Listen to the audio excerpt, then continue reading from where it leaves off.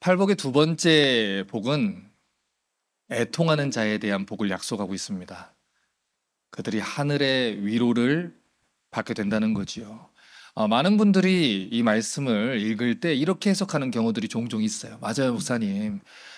우리도 한번 크게 그냥 울면은 속이 좀 풀릴 때가 있잖아요.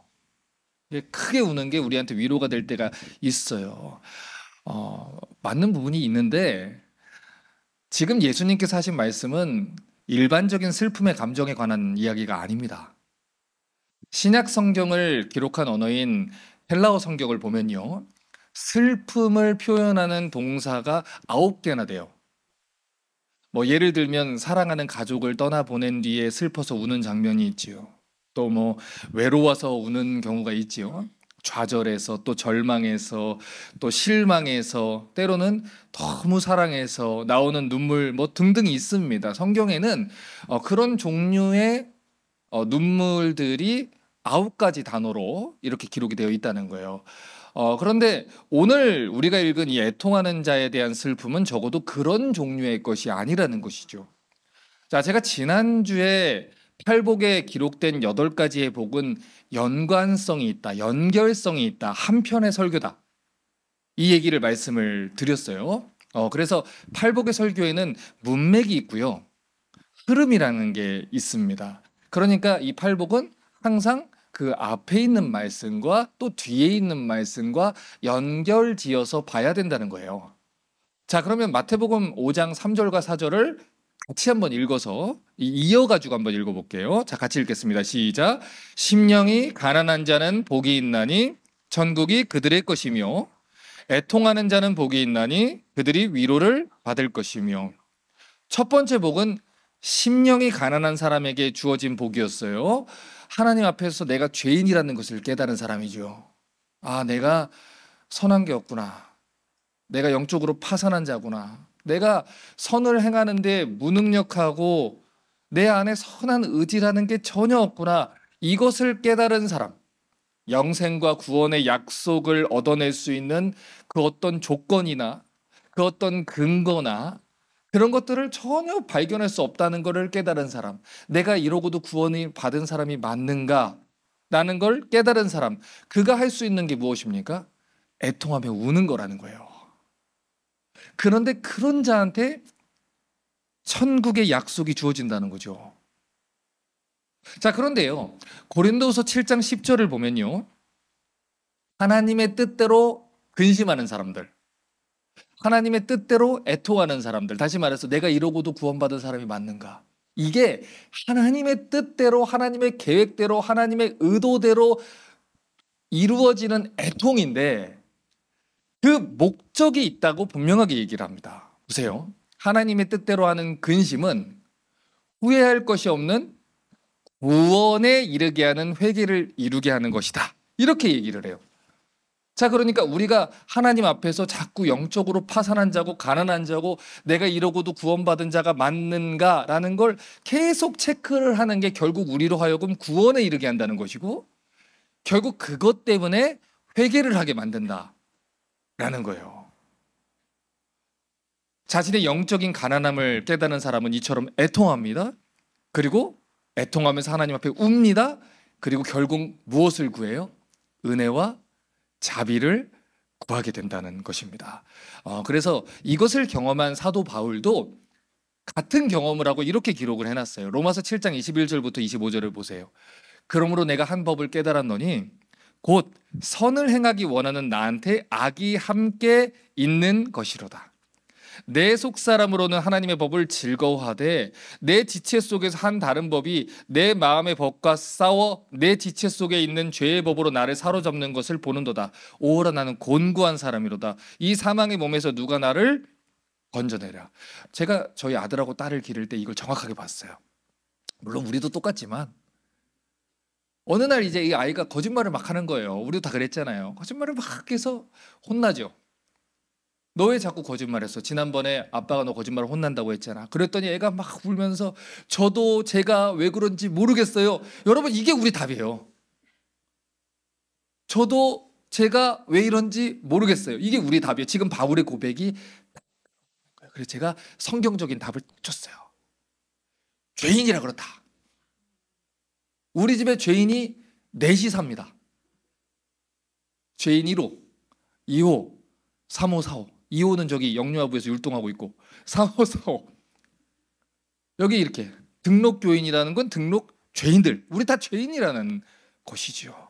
지난주에 설교를 들었단 말이에요. 말씀대로 신앙대로 살기로 결단을 했단 말이에요. 같이 손들고 눈물 흘리고 기도하고 갔단 말이에요. 그런데 그 말씀대로 사라졌냐고요. 저도 제가 왜 이런지 모르겠어요. 안 되는 겁니다. 분명히 선을 행하려고 결심을 했단 말이에요.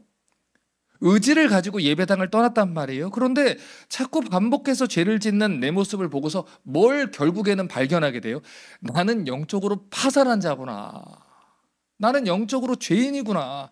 나한테 선한 게 하나도 없구나. 애통하면서 가슴을 치면서 울게 된다는 거예요. 여러분, 이게 구원받은 사람의 증거라니까요, 여러분. 진짜 구원받은 사람은요, 아유, 나 같은 사람이 어디 있어 이러지 않아요. 진짜 구원받은 사람은 자신의 추악함을 보면서 실망하고 애통하고 슬퍼한다라는 것입니다. 그러니까 오늘 예수님이 애통하는 자가 복이 있다라고 한 거는 단순히 감정적으로 애통하는 자에 대한 게 아니에요. 영적으로 죄를 깨달은 사람의 회개의 눈물. 내가 지금까지 하나님을 대적했구나. 내가 지금까지 신앙생활 잘하는 줄 알았는데 하나님을 대적했구나. 십자가를 대적했구나. 내가 지금까지 하나님을 위해서 사는 줄 알았더니 사람들 앞에서의 내 대의를 세우고 내 공명심을 세우는 거였구나. 결국 그게 나를 높이기 위한 거였구나. 이걸 깨닫고 슬퍼하며 애통하게 된다는 겁니다. 누가복음 7장을 보면요, 애통하는 사람이 어떤 사람이고 그 사람에게 주어진 위로라는 게 어떤 종류인지 알 수 있는 정확한 예가 하나 등장합니다. 누가복음 7장 36절을 봅니다. 한 바리새인이 예수께 자기와 함께 잡수시기를 청하니 이에 바리새인 집에 들어가 앉으셨다. 어느 날 예수님이 식사 자리에 초대를 받았어요. 그런데 이 본문을 여러분 자세하게 들여보지 않으면요, 마치 이 바리새인이 예수님이 너무 좋아서 또 예수님과 식사하고 싶어서 초대하고 싶은 것처럼 보입니다. 그런데 본문을 자세하게 보면 사실 이 사건은 그런 사건이 아니에요. 오늘 이 바리새인이 예수님을 초대한 여러 가지가 이유가 있는데 그중에 첫 번째 이유는 예수님을 떠보기 위해서 부른 겁니다. 예수님을 확인하기 위해서 부른 거예요. 누가복음 7장 39절 보세요. 예수를 청한 바리새인이 그것을 보고 마음에 이르되 이 사람이 만일 선지자라면 자기를 만지는 이 여자가 누구며 어떠한 자고 죄인인 줄을 알았으리라. 이 바리새인은 예수님의 제자도 아니었고요, 예수님을 좋아하는 사람도 아니었고요, 예수님을 지지하는 사람도 아니었어요. 단지 딱 하나, 예수님이 진짜 선지자가 맞나? 이거를 체크하기 위해서 초대를 한 거죠. 자, 두 번째로 초대한 이유는 그 당시 식사 문화와 좀 관련이 있습니다. 여러분, 그 당시 이스라엘의 문화는 명예문화, 체면문화라고 제가 말씀을 드리잖아요. 그래서 예수님 당시의 유대인들은요, 누구랑 같이 밥 먹느냐, 이게 그 사람의 레벨이 되는 거예요. 예를 들어서 정치적으로 사회적으로 인정받는 사람이 나를 식사 자리에 초대를 해서 밥 한번 먹지요. 이렇게 되면 나는 그 사람과 어울릴 만한 그런 레벨의 사람으로 인정을 받았다 생각을 했다는 것이고, 반대로 말하면은 나와 레벨이 맞지 않은 사람들하고는 식사 자리에 가지도 않고요, 초대해도 그 초대받는 것 자체를 모욕으로 생각을 했습니다. 내가 왜 너랑 밥을 먹어? 이렇게 했다는 거예요. 자, 누가복음 7장 17절을 보면요, 이 바리새인이 예수님을 왜 초대했는지 알 수 있는 힌트가 나와요. 예수께 대한 이 소문이 온 유대와 사방에 두루 퍼졌다 그래요. 어떤 소문일까요?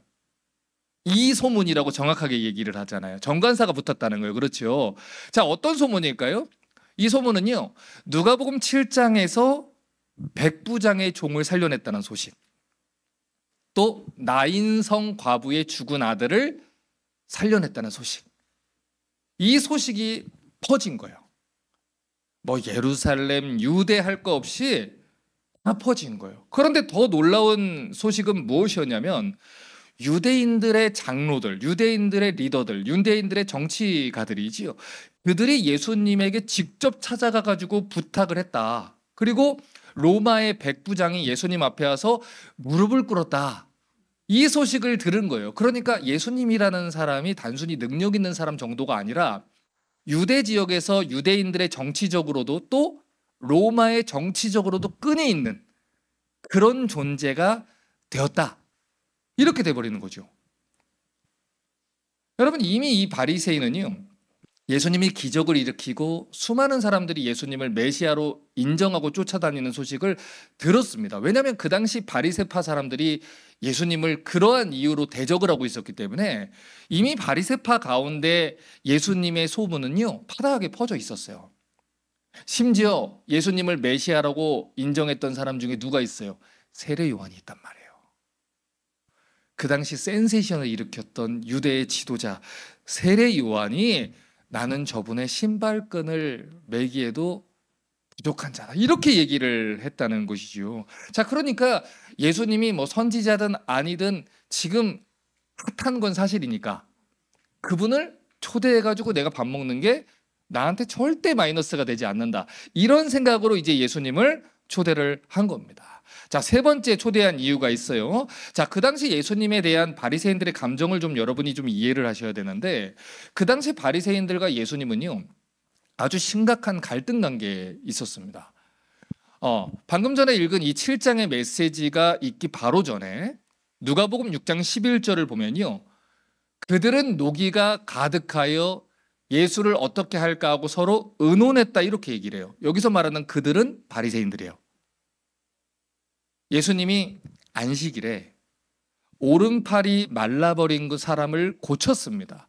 그런데 그 소식을 듣고 바리새인들이 예수님과 논쟁을 벌였는데 바리새인들이 한마디로 말하면 망신을 당한 거예요. 명예를 얻어야 되는데 수치를 얻어버린 거지요. 그래서 예수님을 죽여야 되겠다. 그때부터 살해 모의를 시작을 했습니다. 그런 상황 속에서 오늘 예수님을 식사 자리에 초대한 바리새인이 예수님의 이 모욕을 주는 동시에 또 자기의 이미지를 세울 수 있는 이 두 가지 토끼를 한 번에 잡을 수 있는 방법을 생각해낸 거예요. 그게 바로 오늘 식사 자리에서 벌어지는 겁니다. 자, 그렇게 예수님이 이 불손한 바리새인의 의도가 담긴 식사 자리에 초대를 받았는데 문제는 그 순간에 이 바리새인이 예상하지 못한 상황이 펼쳐지는 거예요. 누가복음 7장 37절 38절입니다. 그 동네에 죄를 지은 한 여자가 있어 예수께서 바리새인의 집에 앉아 계심을 알고 향유 담은 옥합을 가져와서 예수의 뒤로 발 곁에 서서 울며 눈물로 발을 적시고 자기 머리털로 닦고 그 발에 입 맞추고 향유를 부으니. 자, 바리새인이 연 잔치가 이제 진행이 되고 있습니다. 그런데 초대하지 않은 손님이 들어왔어요. 죄를 지은 한 여자가 들어왔다라고 얘기를 합니다. 여러분, 지금 여기서 죄를 지은 한 여자라고 사용하는 표현은요, 그 당시 관용구예요. 이디엄입니다. 창녀를 가리키는 표현이에요. 이 단어는. 그 당시 이스라엘 백성들 중에는요, 여러 나라의 식민지 시대를 거치면서 먹고 살기가 어려우니까 창녀가 된 사람들이 굉장히 많았다 그래요. 전쟁 포로로 또 식민지 상태로 살아가는 가운데 가난한 여자들이 생계를 위해서 창녀가 되는 경우들이 굉장히 많았다는 것이지요. 그런데 율법은 간음이라는 죄를 굉장히 엄격하게 금지를 합니다. 그래서 유대인들은요, 간음하는 여자들을 죄인이라고 부르면서 자기들이 사는 지역하고 완전히 분리를 시켜버렸어요. 그래서 그 지역으로 넘어오게 되면 돌로 쳐서 죽이거나 침을 뱉고 모욕을 하고 그 여자들이 절대로 그 지역 안으로 들어오지 못하는 것이 이 유대인들의 인식입니다. 그런데 감히 유대인, 그것도 바리새인이 연 잔치에 이 창녀가 들어온 거예요.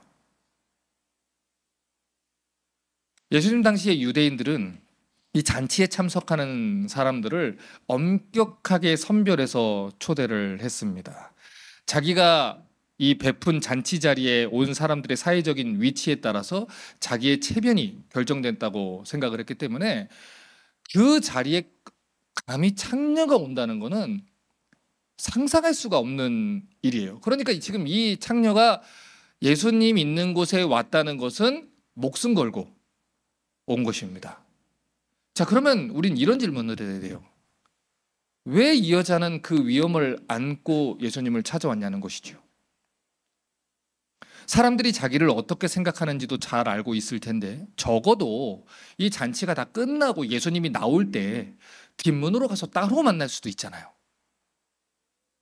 그런데 왜 굳이 이 잔치 자리에 난입을 했냐는 것이죠. 여러분, 그 당시 이스라엘에서는요, 어떤 잔치가 벌어지게 되면 그 잔치에 초대받지 못하더라도 그 연회를 구경하는 문화가 있었어요. 연회 기간 동안 초대받지 못한 외부인들은 잔치에는 못 들어가지만 그 연회장 주위에서 기웃거리면서 와, 누가 왔대. 와, 누가 왔대. 이거를 하는 거예요. 그러니까 그걸 또 유대인들은 즐긴다고요. 우리 집에 누가 왔어.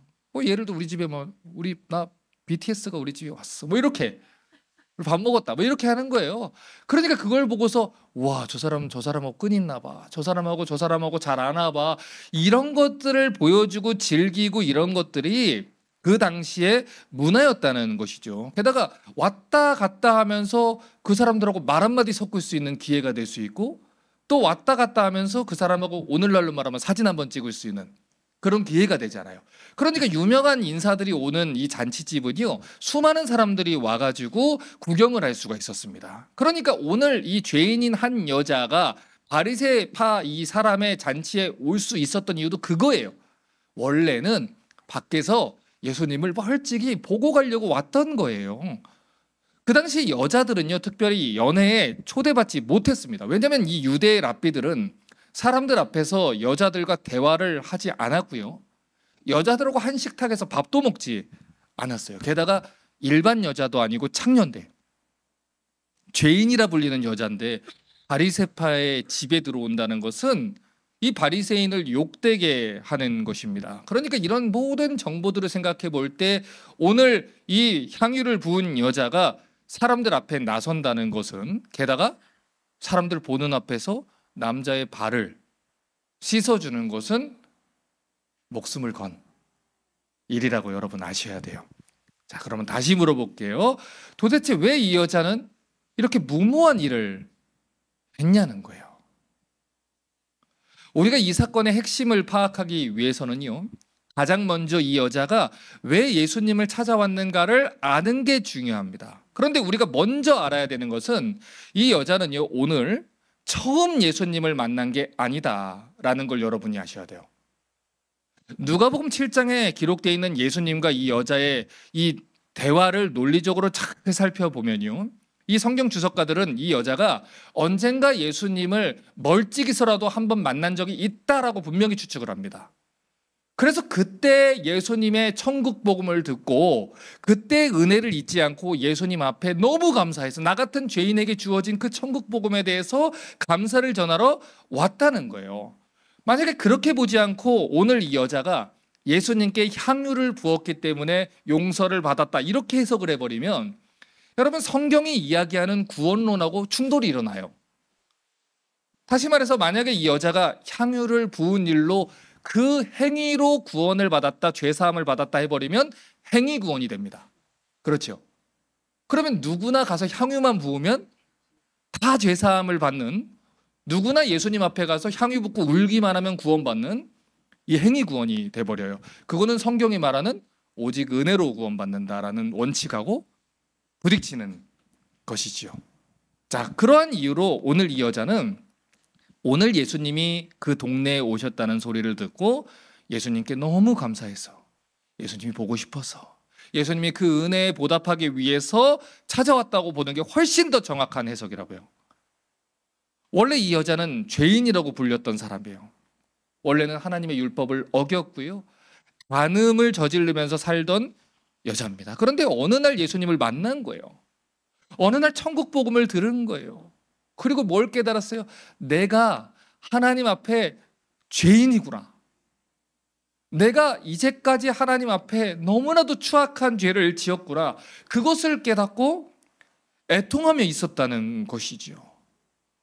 그러던 어느 날 예수님이 이 바리새인 시몬이라는 사람의 집에 오신다는 소리를 듣고 평생 동안 자기가 모은 재물로 사뒀던 가장 귀한 향유를 챙겨서 예수님을 만나러 간 겁니다. 그리고 그 여인이 예수님 계신 그 연회장 바깥에서 예수님과 이 시몬의 연회를 들여다보고 있는데 그 여인의 마음에 불을 지르는 장면이 목격이 되는 거예요. 그리고 그 장면을 보고 이 여인의 마음에 슬픔과 분노가 찾아오기 시작합니다. 누가복음 7장 36절입니다. 한 바리새인이 예수께 자기와 함께 잡수시기를 청하니 이에 바리새인의 집에 들어가 앉았을 때, 자, 성경은 예수님이 바리새인의 집에 들어가서 앉았다라고 얘기를 합니다. 이 구절만 딱 보면 아무 문제가 없어 보이지만 그 당시 시대적인 상황과 예의와 문화와 관습을 살펴볼 때는 지금 예수님은 시몬한테 굉장히 무례한 대우를 받고 있는 거예요. 여러분, 예수님 당시에는요, 누구를 초대를 하면 환영하는 절차가 있어요. 우리도 그런 거 있잖아요. 웰컴티라는 게 있잖아요. 그렇죠. 누가 오면 웰컴티를 내주고 그 사람을 응접실로 안내해주고 그런 문화가 있는 것처럼 그 당시 이스라엘에서는요, 자신이 초대한 손님한테는 반드시 환영하는 절차라는 것을 해야 됩니다. 초대한 사람이 제일 먼저 그 사람을 마중 나가야 돼요. 그리고 그 사람에게 환영의 입맞춤을 해야 됩니다. 손과 발을 씻을 수 있는 깨끗한 물을 준비하게 해드리고요.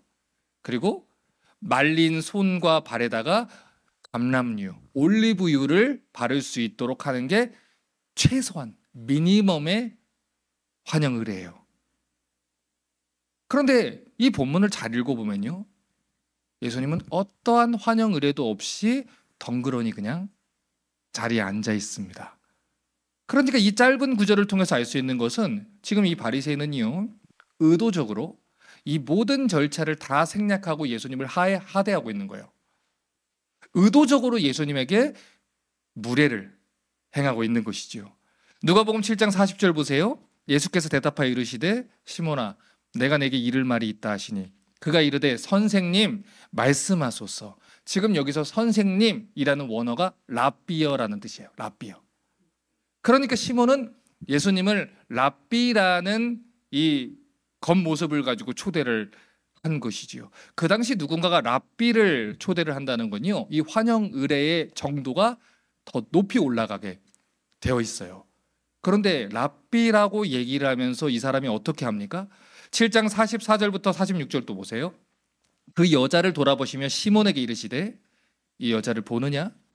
내가 내 집에 들어올 때 너는 내게 발 씻을 물도 주지 아니하였으되 이 여자는 눈물로 내 발을 적시고 머리털로 닦았으며 너는 내게 입맞추지 아니하였으되 그는 내가 들어올 때부터 내 발에 입맞추기를 그치지 아니하였으며 너는 내 머리에 감람유도 붓지 아니하였으되 그는 내 향유를 내 발에 부었느니라.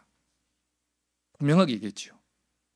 예수님이 환영 의례를 안 했다라고 정확하게 지적하는 거예요. 너는 내게 입맞추지 않았다.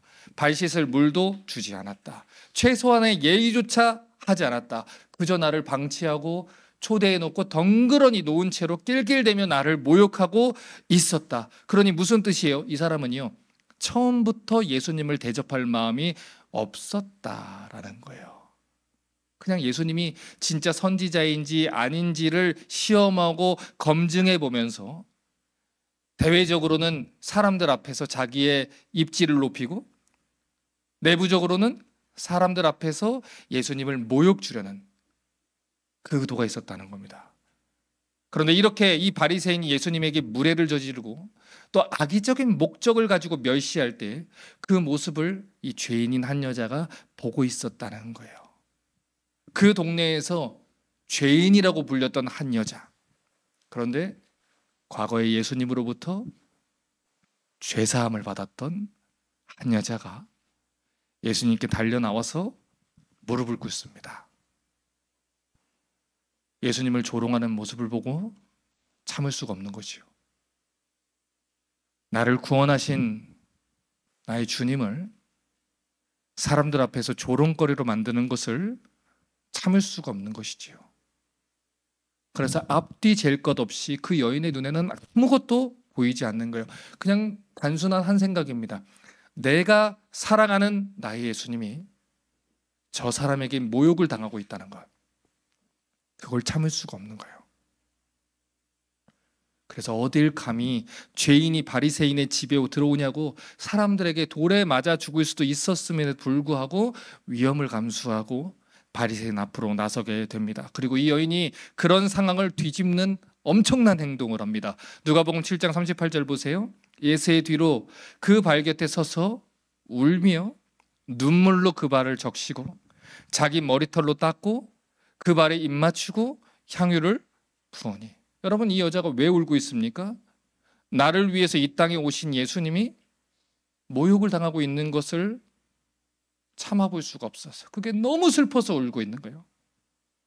나의 죄를 위해서 죽으실 나의 예수님이 나의 죄 때문에 이러한 모욕과 수치를 당하는 게 슬퍼서 애통하고 있는 거예요. 여러분, 이 사건은요, 단지 한 여자가 예수님 발에다가 비싼 기름을 부은 사건이 아니에요. 여러분, 아무도 그 앞에 나서서 이 바리새인이 잘못됐다, 그 사람의 무례함을 책망하지 못하고 있을 때 죄인이라고 불렸던 한 여자가 목숨을 걸고 나서서 시몬을 책망하고 예수님을 높이 올려드린 사건, 그 사건이 이 사건입니다. 여러분, 이 여자는요, 바리새인이 하지 않았던 그 환영 의례를 대신해서 예수님께 드리는 거예요. 평생을 모아서 산 향유를 예수님 앞에 아까워하지 않고, 나의 주님은 이런 취급을 받을 뿐이 아니다, 다 부어드리고 애통하고 울고 있는 겁니다. 여러분, 원래는 바리새인이 씻겨드려야 되는 발이잖아요. 초대한 사람이 씻겨드려야 되잖아요. 성경을 너무 잘 알고 있는 바리새인 아닙니까? 이스라엘의 말씀의 교사 아닙니까? 구약 성경의 전문가 아닙니까? 그 바리새인이 메시아로 오신 예수님의 발을 씻겨드리고 환영을 해야 하는 게 맞잖아요. 그런데 그는 애통하지 않아요. 그는 회개하지 않아요. 성경을 잘 안다는 그는 회개하지 않고요, 성경을 잘 알고 예수님을 영접해야 되는 그는 예수님의 발을 씻어주지 않아요. 자기가 영적으로 파산한 자고 하나님 앞에 죽은 개처럼 은혜를 필요로 하는 존재라는 사실을 그는 인정하지 않아요. 그래서 그는 예수님을 필요로 하지 않아요. 천국의 위로를 사모하지 않는 것이지요. 그런데 그 자리에 천국의 위로를 받은 한 여자가 있습니다. 심령이 가난했기 때문에 천국을 선물받은 여자가 있어요. 애통하며 회개했기 때문에 예수님의 위로를 받은 한 여자가 있어요. 하나님의 은혜와 예수님의 사랑을 경험했기 때문에 더욱더 예수님을 사랑할 수밖에 없었던 한 여자가 있었습니다. 여러분, 바리새인은 예수님의 발을 씻길 물을 준비하지 않았죠. 그런데 그 여자는 눈물로 그 씻을 물을 대신합니다. 그리고는 자기의 머리를 가렸던 두건을 벗어버리고 머리카락으로 예수님의 발을 닦습니다. 여러분, 원래는 그 바리새인이 수건을 준비해야 했었지요. 그런데 그가 준비하지 않았던 그 수건을 대신해서 자기의 머리카락으로 예수님의 발을 닦아요. 여러분, 그 당시 여자의 머리카락은 여자의 존귀하며 여자의 영광의 상징이었어요. 자기에 있는 최선의 것으로 예수님의 발을 닦습니다.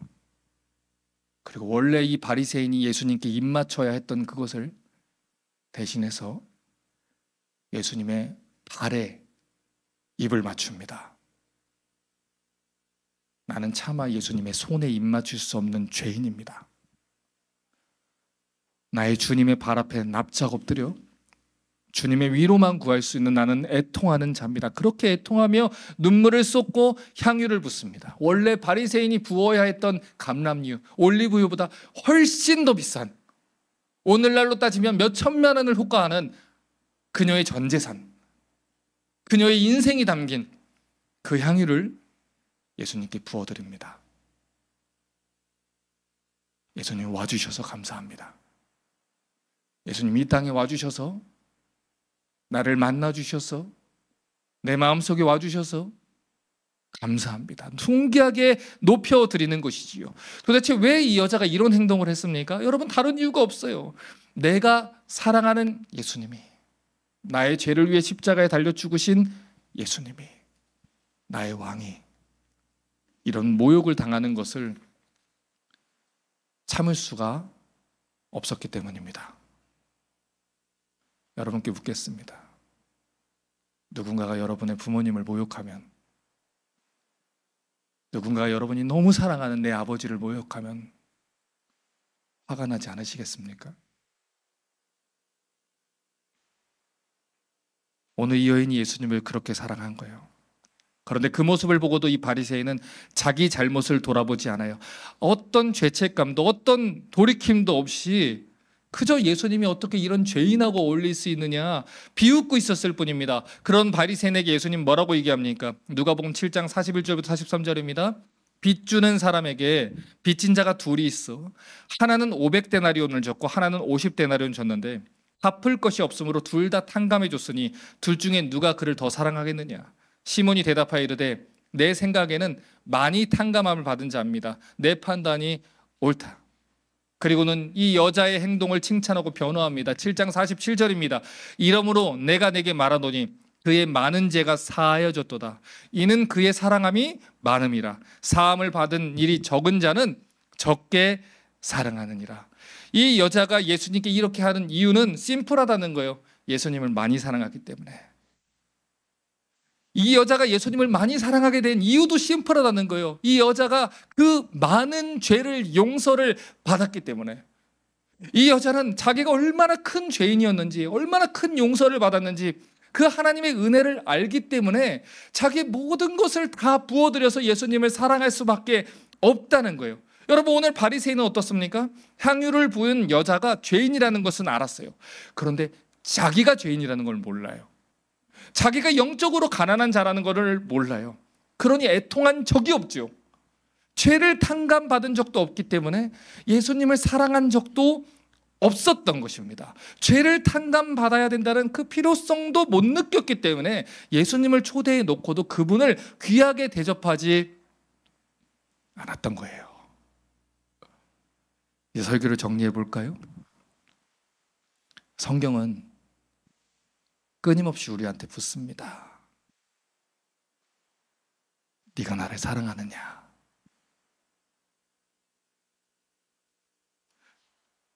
여러분, 예수님 사랑하십니까?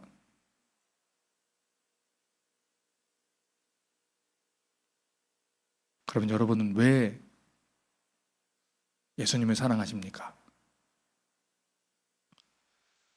베드로전서 1장 8절과 9절은 이렇게 얘기했어요. 예수를 너희가 보지 못하였으나 사랑하는도다.